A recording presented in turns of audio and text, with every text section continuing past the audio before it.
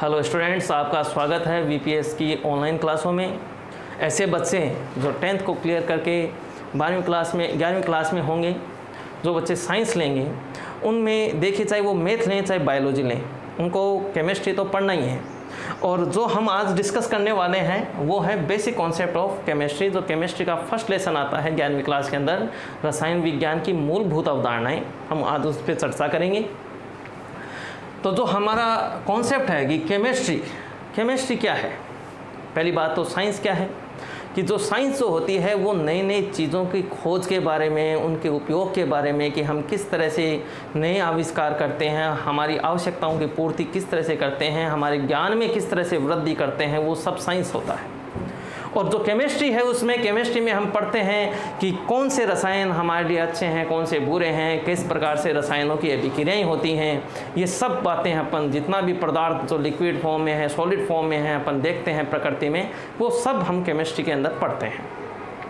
देखिए, केमिस्ट्री मुख्य रूप से अगर बात करें अपन तो 3 प्रकार की केमिस्ट्री के बारे में पढ़ते हैं। एक होती है भौतिक रसायन, जिसे हम फिजिकल केमिस्ट्री कहेंगे, भौतिक रसायन।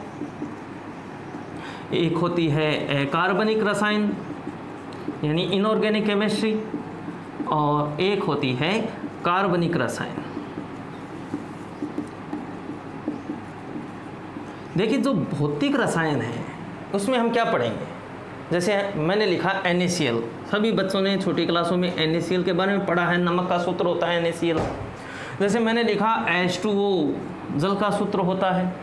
जैसे मैंने लिखा ACT का अम्ल, छोटी क्लासों में पढ़ा है आपने, पॉलीमर भी पढ़ा होगा 10th क्लास के अंदर। तो इनमें देखिए कि NaCl में जो Na+ और Cl- है, इनके मध्य कैसा आकर्षण बल है, कौन सा फोर्स लग रहा है। देखिए, जब भी फिजिक्स की बात आती है तो फिजिक्स का बेस होता है फोर्स, कि कौन से फोर्स के द्वारा, जैसे आपने पढ़ा होगा गुरुत्वाकर्षण बल, है ना, नाभिकीय आकर्षण बल, स्थिर वैद्युत आकर्षण बल, ये जितने भी आकर्षण बल होते हैं ये पढ़े जाते हैं किसके अंदर, फिजिक्स में। तो हम जो फिजिकल केमिस्ट्री है उसमें पढ़ेंगे कि जो जितने भी अणु, परमाणु, आयन हैं, जितने भी प्रकार के यौगिक हैं, आयनिक, धात्विक, उनके जो अवयवी कण हैं, उनके मध्य कौन सा आकर्षण बल लग रहा है, कौन सा फोर्स लग रहा है, उसके बारे में पढ़ते हैं किसमें, फिजिकल केमिस्ट्री में। अब बात करें अगर हम अकार्बनिक रसायन की, तो अकार्बनिक रसायन में देखिए जिसमें कार्बन नहीं है। जैसे बात करने अपन कि यहाँ पर हम पढ़ रहे हैं फोर्स के बारे में।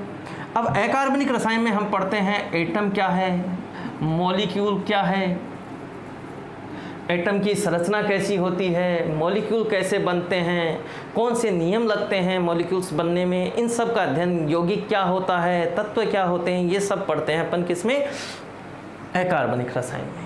बची कौन सी, कार्बनिक रसायन। कार्बनिक रसायन में हम पढ़ते हैं मुख्य रूप से हाइड्रोकार्बन के बारे में। हाइड्रोकार्बन क्या होते हैं, जो कार्बन और हाइड्रोजन से मिलकर बने हुए यौगिक हैं और उनके जो व्युत्पन्न हैं उनके बारे में हम पढ़ते हैं किसके अंदर, कार्बनिक रसायन के अंदर। अब जो रसायन विज्ञान है उसकी अन्य भी शाखाएं होती हैं, जैसे कृषि रसायन विज्ञान होती है, बायो रसायन विज्ञान होती है, जैसे बायोकेमिस्ट्री होती है। तो बहुत सारी शाखाएं हैं जिसके अंदर हम हमारी दैनिक जीवन में काम में आने वाले बहुत से पदार्थों के बारे में, जैसे मेडिसिन केमिस्ट्री होती है जो डॉक्टर वगैरह पढ़ते हैं, ठीक है। इस तरह से बहुत सी शाखाएँ हैं, लेकिन जो मुख्य रूप से शाखाएँ हैं जो मैंने आपको बताई हैं। अब हम इसमें जो बात करते हैं कि सबसे पहले हम जो भी प्रकृति में देखते हैं वो सब होता है द्रव्य या पदार्थ। देखिए, बात करें अगर हम द्रव्य या पदार्थ या मैटर, क्या होता है द्रव्य या पदार्थ, क्या होता है। जैसे प्रकृति में जो कुछ है वो सब द्रव्य है, सब पदार्थ है। जैसे मेरे पास में ये मार्कर है, ये भी एक तरह का पदार्थ है, एक तरह का द्रव्य है। ये बोर्ड है, ये भी एक तरह का पदार्थ है और एक द्रव्य है। मैं हूँ, आप हैं, हम सब पदार्थ हैं। हम पदार्थ क्यों हैं, हम द्रव्य क्यों हैं, ऐसी बात क्या है हमारे अंदर। तो देखिए भाई कि ऐसी वस्तुएं जिनमें द्रव्यमान होता है और जो स्थान घेर पाती हैं, यानी प्लेस ऑक्यूपाइज करती हैं, स्थान घेरती हैं, जिनमें द्रव्यमान होता है, उन सभी को हम क्या कहते हैं, द्रव्य या पदार्थ। जैसे मैं हूँ तो मेरे अंदर निश्चित द्रव्यमान है और मैंने एक निश्चित आयतन को घेर रखा है। जैसे वायु हमें दिखाई नहीं देती लेकिन निश्चित स्थान घेरती है, निश्चित द्रव्यमान होती है। जैसे अपने घरों में LPG का सिलेंडर आता है, उसमें गैस है, ठीक है। तो उसने निश्चित स्थान घेर रखा है और हमें वज़न पता होता है कि 14.5 किलो वगैरह का उसमें वज़न होता है। तो ऐसे पदार्थ या ऐसी वस्तु जो प्रकृति के अंदर उपलब्ध हैं, साथ ही क्या हैं, वो द्रव्यमान रखती हैं और स्थान घेरती हैं, ठीक है, उन सभी को हम क्या कहेंगे, द्रव्य या पदार्थ कहते हैं। अब देखिए कि भौतिक अवस्था के आधार पर द्रव्य या पदार्थ को हम 3 भागों में बांटते हैं कि हम जितने प्रकार के द्रव्य या पदार्थ प्रकृति में देखते हैं उनको 3 भागों में बांटा जाता है। कौन कौन से? एक तो होता है ठोस, एक होता है द्रव।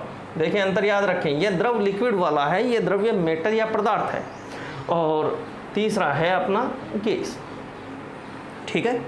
ठोस, द्रव, गैस, ये भौतिक अवस्थाओं के आधार पर हम द्रव्यमान या द्रव्य या पदार्थ को हम डिवाइड करते हैं। अब बात करें कि ठोस क्या है, द्रव क्या है और गैस क्या है। देखिए ठोस, जैसे ये मैंने मार्कर ले रखा है या कोई चौक होती है तो वो ठोस अवस्था में है, ठीक है, ये बोर्ड ठोस है। अब हम इसको ठोस क्यों कहते हैं? देखिए ठोस पदार्थ की वह अवस्था है, द्रव्य की वह अवस्था है जिसके अंदर आकार और आयतन दोनों ही क्या हो, निश्चित हो। जैसे मैं यहाँ पर लिख रहा हूँ कि ठोस में क्या रहेगा, जो पदार्थ होता है उसका आकार व आयतन दोनों ही क्या होंगे, निश्चित होते हैं, ठीक है। दूसरी बात देखिए, जो ठोस होते हैं उसमें अवयवी कण जो हैं वो निकटतम संकुलित। अब बात आ गई निकटतम संकुलित और अवयवी कण। अवयवी कण का मतलब क्या, देखिए ऊपर देखिए, ये एक आयनिक यौगिक है, ठीक है। तो इसमें जो अवयवी कण होंगे वो आयन होंगे। हमने छोटी क्लासों में आयन पढ़े हैं, एक तो धनायन होता है और एक ऋण आयन होता है। तो आयनिक यौगिक में अवयवी कण क्या हो गए, आयन। सहसंयोजी जो यौगिक होते हैं, जैसे हीरा है, हीरे में सभी परमाणु क्या होते हैं, कार्बन परमाणु होते हैं, तो उसमें अवयवी कण क्या हो गए, परमाणु।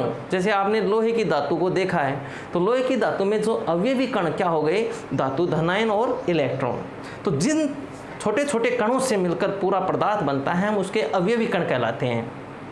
तो जो ठोस होता है उसमें जो अवयवी कण होते हैं, तो ठोस होगा उसमें जो अवयवी कण होंगे वो निकटतम संकुलित। निकटतम संकुलित का मतलब होता है क्लोज पैकिंग। जैसे मान लीजिए हमें किसी को गिफ्ट देना है, तो गिफ्ट जब हम देते हैं तो हम उसको इस तरह से पैकिंग करवा के लाते हैं कि चारों ओर से वो एकदम न्यूनतम स्थान में और अच्छे से पैक हो। अच्छे वाली जो पैकिंग होती है उसको ही क्लोज पैकिंग कहते हैं। जैसे ये जो मार्कर है या ये जो बोर्ड है, इसमें जो अवयवी कण है वो एक निश्चित स्थान पर जुड़े हुए हैं, संकुलित हैं। ऐसे नहीं है कि निकल के बाहर आ गए, ऐसा नहीं होता। तो ठोस क्या है, जिसमें अवयवी कण, अवयवी जो कण हैं वो क्या हैं, प्रबलता से जुड़े हों या निकटतम संकुलित होते हैं। क्या होंगे, निकटतम संकुलित होंगे, वो ठोस अवस्था कहलाएगी, ठीक है। इसी प्रकार देखिए कि अब इसको मैं कह रहा हूँ कि जो ठोस पदार्थ है उसमें जो कण है वो निकटतम संकुलित हैं, फिर भी इनमें वाइब्रेशन तो होता ही है। वाइब्रेशन का मतलब क्या है कि देखिए कण गति नहीं कर रहे हैं, फिर भी अपनी माध्य अवस्था के दोनों ओर दोलन गति करते हैं। इसको हम इस तरह से समझते हैं, देखिए कि हम किसी बस में जा रहे हैं, जैसे शहरों में सिटी बस नहीं चलती है क्या, तो सिटी बसों में देखिए कि फुल भरी हुई है बस, ठीक है। तो उसमें जो खड़ा हुआ व्यक्ति है, जो जिसके चारों ओर अन्य व्यक्ति खड़े हुए हैं, तो जब गाड़ी चलती है तो वो हिल नहीं पा रहा है, गति नहीं कर पा रहा है, लेकिन अपने ही स्थान पर थोड़ा तो हिलेगा ही, इसको वाइब्रेट मोशन कहेंगे। तो जो ठोस होते हैं उनमें जो अवयवी कण हैं गति नहीं कर पाते हैं, क्यों, क्योंकि प्रबल अंतर आणविक आकर्षण बलों द्वारा बंधे रहते हैं। प्रबल अंतर आणविक आकर्षण बलों द्वारा बंधे रहेंगे ठोस में अवयवी कण, लेकिन अपनी माध्य स्थिति के दोनों ओर दोलन गति करेंगे, वाइब्रेशन करेंगे। माध्य स्थिति के दोनों ओर कौन सी गति करेंगे, दोलन गति, जिसे हम वाइब्रेशन कहते हैं, ठीक है। अब देखिए कि जो ठोस पदार्थ होता है उसके अन्य गुण क्या होते हैं। क्या हम ठोस को दबा सकते हैं, हम ठोस को संपीड़ित कर सकते हैं। जैसे ये बोर्ड है, मैं इसको दबाऊंगा, दब थोड़ी जाएगा ये। तो जो ठोस पदार्थ होते हैं, या हमारे पास में ये मार्कर, मैं इसको दबा रहा हूँ, दबेगा नहीं, ये हम इसको दबा नहीं पाएंगे। क्यों? क्योंकि इसके जो अवयवी कण है वो अत्यधिक निकट होने के कारण इन पे हम किसी भी प्रकार का दबाव नहीं बना सकते। जैसे ये दीवार है तो मैं इसको ऐसे थोड़ी है कि इसको पिचका दिया मैंने दबाव लगाकर, तो जो ठोस पदार्थ होते हैं उनको हम दबा नहीं सकते, ये असंपीड़ित होते हैं। ठीक है। दूसरी बात, दबा नहीं सकते। क्या ठोस पदार्थ को हम फ्लो कर सकते हैं, उसमें प्रवाह हो सकता है? नहीं हो सकता। ठोस पदार्थों में जो प्रवाह की स्थिति होती है वो बिल्कुल भी नहीं होती है। अब जैसे अगर इसका डायग्राम करें अपन कि जो ठोस पदार्थ है उसमें अवयवी कण देखिए इस प्रकार से निकटतम संकुलित आपस में प्रबल अंतराण्विक आकर्षण बलों द्वारा बंधे रहते हैं। अब बात करें द्रव की, तो द्रव में देखिए कि जो अपन अपने दैनिक जीवन में बहुत प्रकार के द्रव देखते हैं, जैसे दूध है, पानी है। इसमें देखिए कि जो द्रव का जो है, जैसे मान लीजिए आपके पास में एक बोतल पानी है और आपने उसको किसी भगोने में डाल दिया, तो उसका आयतन तो 1 लीटर की बोतल है तो वही रहेगा, लेकिन पहले बोतल का साइज था उसके पानी का आकार, फिर किसका हो गया? भगोने का आकार हो गया। यानी जो यहाँ पर पदार्थ होता है द्रव अवस्था का, पदार्थ की जो अपन कहेंगे द्रव अवस्था किसे कहेंगे, तो जो द्रव अवस्था क्या होती है जिसमें पदार्थ का आकार तो क्या हो जाएगा? अनिश्चित, लेकिन आयतन क्या होगा? निश्चित होता है, निश्चित। तो ऐसी पदार्थ की अवस्था क्या कहलाती है? द्रव अवस्था कहलाती है। अब देखिए कि द्रव में बहने की प्रवृत्ति होती है, तो द्रव में बहने की प्रवृत्ति क्यों हो गई भैया? द्रव चल क्यों पा रहा है, बह क्यों पा रहा है? क्योंकि उसमें जो अवयवी कण है, जैसे मैंने यहाँ पर लगातार जोड़ रखे हैं इनको, यहाँ पर भी अवयवी कणों में आकर्षण बल होता है, लेकिन दुर्बल होता है किसकी तुलना में? ठोस अवस्था की तुलना में जो अवयवी कण हैं वो थोड़े दूर दूर स्थित होते हैं, निकटतम संकुलित नहीं रहते हैं। और अंतराण्विक आकर्षण बल है वो दुर्बल होगा किसकी तुलना में? ठोस की तुलना में। अब यहाँ पर देखिए कि जो द्रव होता है उसमें प्रवाहित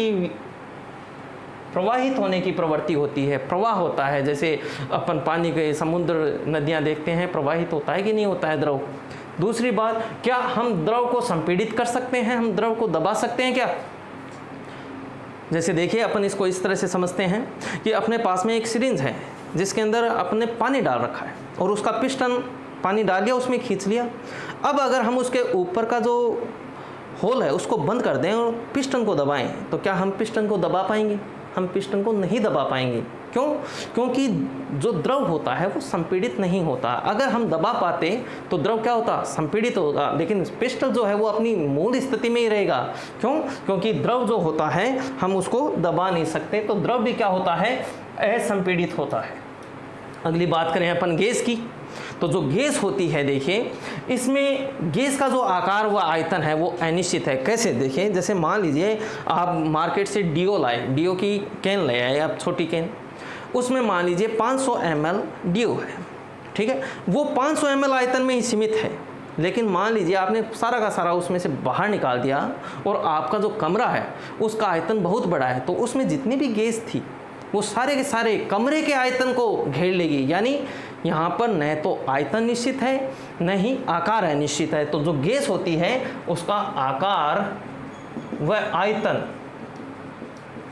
दोनों ही क्या होते हैं? अनिश्चित होते हैं। दूसरी बात, इसमें जो अवयवी कण हैं वो बहुत ही दूर दूर स्थिति में होते हैं। दूर दूर स्थिति का मतलब क्या? कि यहाँ पर जो अंतराण्विक आकर्षण बल हैं गैस के कणों के मध्य वो बहुत ही दुर्बल होते हैं, जिसके कारण इसमें विसरण की गति होती है। विसरण की गति का मतलब क्या? कि जैसे मान लो अपनी क्लास है, इसमें कोई बच्चा आता है बहुत ही अच्छा डीओ लगा के आया, तो पूरी उसकी जो डीओ की स्मेल है वो पूरे कमरे में फैल जाती है। किसके कारण? विसरण के कारण। क्यों फैल गई? क्योंकि यहाँ पर कणों के मध्य आकर्षण बल दुर्बल है तो विसरित हो जाते हैं। दूसरी बात देखिए कि यहाँ पर जो गैस है उसको हम संपीड़ित कर सकते हैं। संपीड़ित का मतलब क्या है? जैसे मान लीजिए कि आपके पास में एक गुब्बारा है और गुब्बारे में आपने हवा या गैस भर रखी है, तो उस गुब्बारे को हम दबा सकते हैं। दबाने का मतलब गैस को हम दबा सकते हैं। जैसे आप कोई भी ठंडे पेय पदार्थ पीते हैं, पेप्सी कोला, उसके अंदर CO2 भरी हुई आती है। आप देखिए जैसे ही हम बोतल का जो ढक्कन खोलते हैं तो उसमें बुलबुले निकलने शुरू हो जाते हैं। क्यों?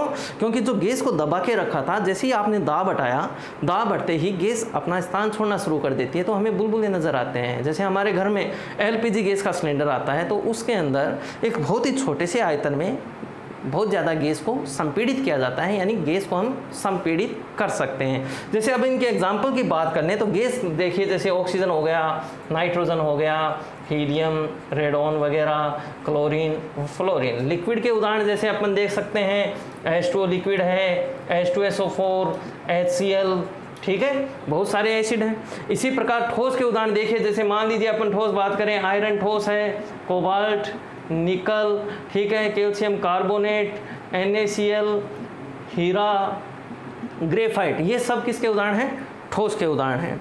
अब हम अगले वीडियो में हमारे में कि जो हमने पदार्थ पढ़ा कि ऐसी चीज़ जो स्थान घेरती है और जिसमें द्रव्यमान होता है, ये अपन ने इनका भौतिक वर्गीकरण पढ़ा है, एक छोटे स्तर पर वर्गीकरण। अगले वीडियो में हम पदार्थों का एक बल्क लेवल पर यानी बड़े लेवल पर रासायनिक वर्गीकरण पढ़ेंगे। धन्यवाद।